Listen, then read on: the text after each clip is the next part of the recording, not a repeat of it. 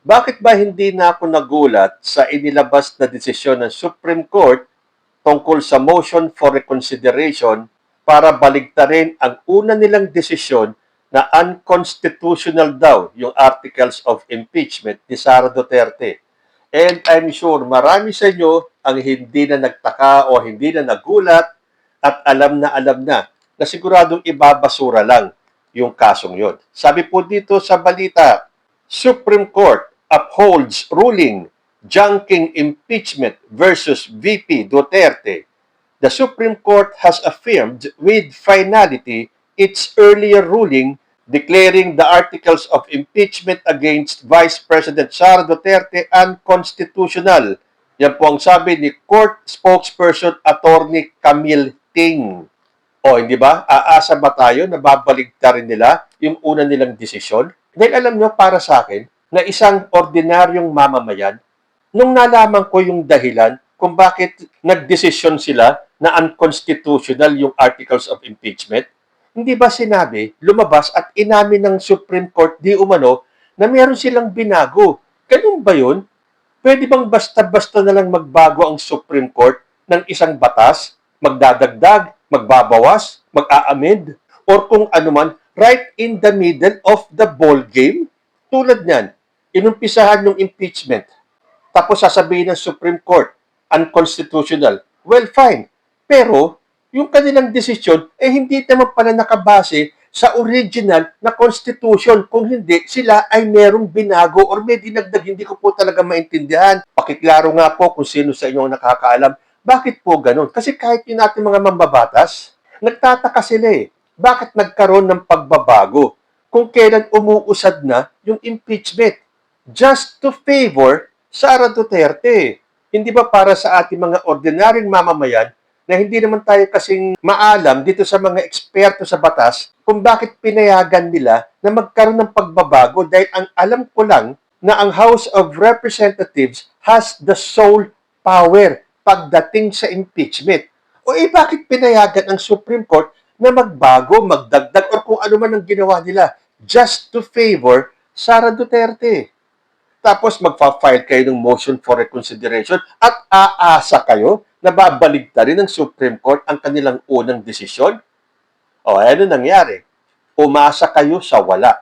Pero siyempre, sinasabi nga naman nila na come February 6, pwede na ulit mag-file ng panibagong impeachment case laban kay Sara Duterte. At tandaan po natin, kahit na ganyan ang naging desisyon ng Supreme Court, hindi naman po sinasabi ng Supreme Court na walang kasalanan si Sara Duterte.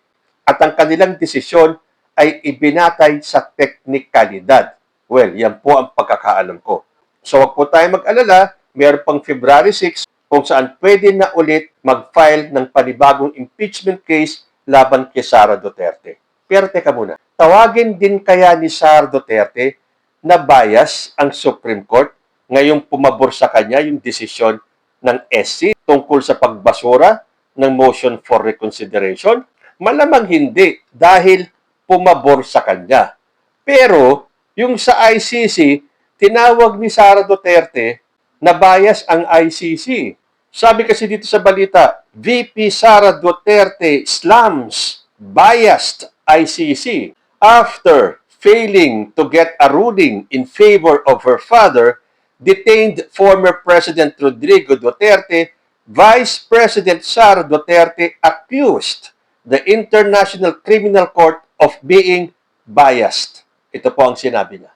Kung na-prejudge na nila ang kaso ni Rodrigo Duterte, na-prejudge na po nato ang ICC as a biased political court, no?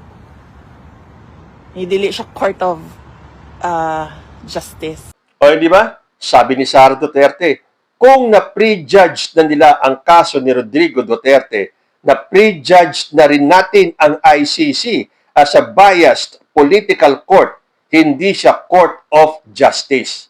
See? Dahil hindi pumabor kay Sara Duterte, bias ang ICC.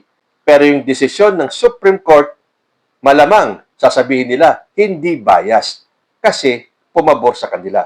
So tama ba itong sinabi ni Sara Duterte na ang ICC ay isang political court at hindi court of justice? Sagot ni Attorney Gilbert Andres, Common Legal Representative for Victims at the ICC.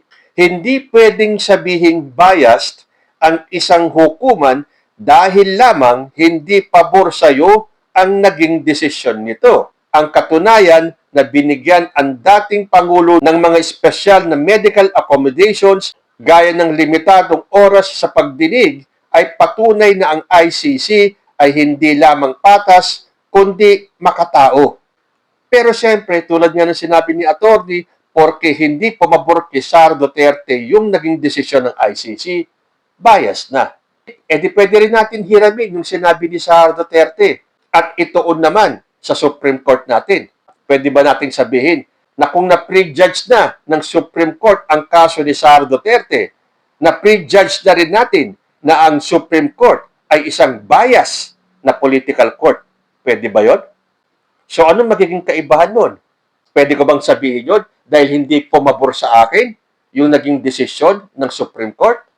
Yun lang po ang magpapatunay na kapag hindi pumabor sa'yo, well, sabihin natin sa kampo nila o sa kampo natin, yung bang desisyon ng Supreme Court para sa atin ay bias or prejudged? Well, yes, para sa akin. Kasi nga yung mga nag-aabang, yung mga umaasa, na babaliktarin ng Supreme Court yung kanilang desisyon na gawing unconstitutional yung articles of impeachment. Umaasa pa kayo. Hindi ako umasa dahil expected ko na yan ang magiging desisyon ng Supreme Court. So sinasabi ng mga kongresista, ng mga senador, na kahit na parang inapakan ng Supreme Court ang trabaho ng mga mambabatas, ginagalang pa rin nila dahil Supreme Court nga yun. Well, yun ang parang mind-boggling sa akin. Kung meron palang maling ginawa ang Supreme Court ayon sa mga mambabatas natin tulad ng pagbago nila or pagdagdag nila or pagbawas nila sa batas ng konstitusyon at alam nila na ang House of Representatives ang merong sole power para sa impeachment, bakit sila pumayag na ganunin sila ng Supreme Court? Pero dahil Supreme Court nga yan, kailangan nilang tanggapin at igalang.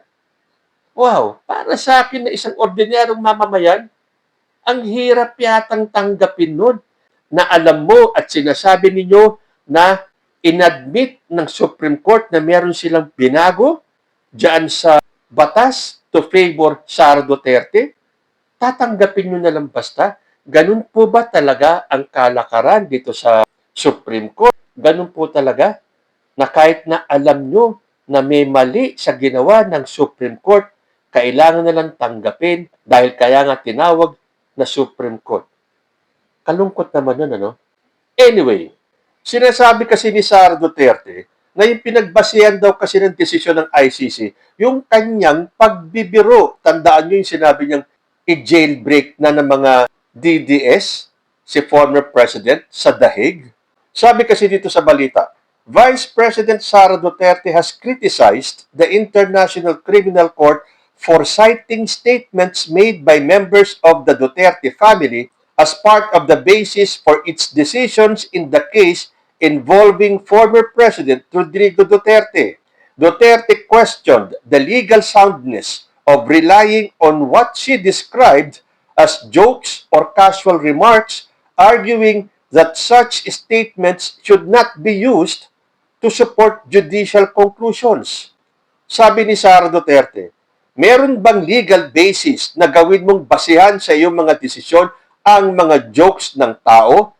Hindi na talaga naaayon sa rason ang kanilang mga naging rason. Her remarks come as the ICC prepares to conduct confirmation of charges hearings related to the case against the former Philippine leader. The hearings are scheduled from January 23 to 27. Pero marami po sa mga netizens ang nag-react dito kay Sara Duterte. Sabi nila, may basihan man o wala, anything you say can be used against you. Yan ang sinasabi ng batas. O hindi ba madalas nating marinig na sinasabi yan? Anything you say can be used against you. Yan ang sinasabi ng batas. Yan ang ginagawa ni Sara Duterte. Nagpaparinig lagi. O tulad niyan, itong sinabi ni Sara Duterte na bias ang ICC. Sa tingin mo, hindi makakarating sa ICC yan, na sila ay pinagbibintangan mo, na sila ay bias? O tama ang sinasabi ng ibang netizens na ginagawa lang ito ni Sara Duterte, yung paggamit sa kondisyon at kalagayan ng kanyang ama to further her political ambition. Kasi pwede naman silang manahimik at pabayaan na lang umusad ang batas sa ICC. Kaya nga magkakaroon ng trial para malaman at mapatunayan ng kampo ni Atty. Kaufman na walang kasalanan si Rodrigo Duterte. Pinahahaba nyo kasi. Ito, panay ang petition ninyo. Panay naman ang rejection nyo. Di ba? Panay naman ng reject sa mga petition nila. At ito pa, balita natin magpipetisyon daw muli itong si Kaufman tungkol sa hindi makatarungang desisyon ng ICC na ito daw si Digong is fit to stand trial. Uy, teka muna. Nabalitaan nyo ba na parang nag-uusap-usap na or mag-uusap-usap itong pamilya Duterte para palitan ang kanilang mga abogado? Well, it's about time. Dahil sa tingin ko, kinakwartahan lang kayo ni Atty. Kaufman. At dapat matagal nyo nang pinalitan yan. Hindi kaya dapat ang nilagay nyo dyan si Atty. Harry Roque? So, yan nga po. Yung ICC, sinasabi nilang bias. Pero yung Supreme Court sa kanilang desisyon na with finality, ibasura yung articles of impeachment laban kay Sara Duterte ay hindi bias. Again, conforme kung nasa panig kayo. So sa tingin ninyo, tama ba si Sara Duterte na masyado naman dinidibdib ng ICC yung kanya mga biro tungkol sa ipapa-jailbreak niya, si Rodrigo Duterte? O tama ba yung sinasabi ng mga netizens na ang nasa batas, anything you say may be used against you in the court of law? Sa tingin ninyo, ginagamit na lang ba ni Sara Duterte ang kalagayan ng kanyang ama para sa kanyang ambisyong maging presidente sa 2028? Comment lang po down below and I will see you in my next video. Diyos ti Agmina.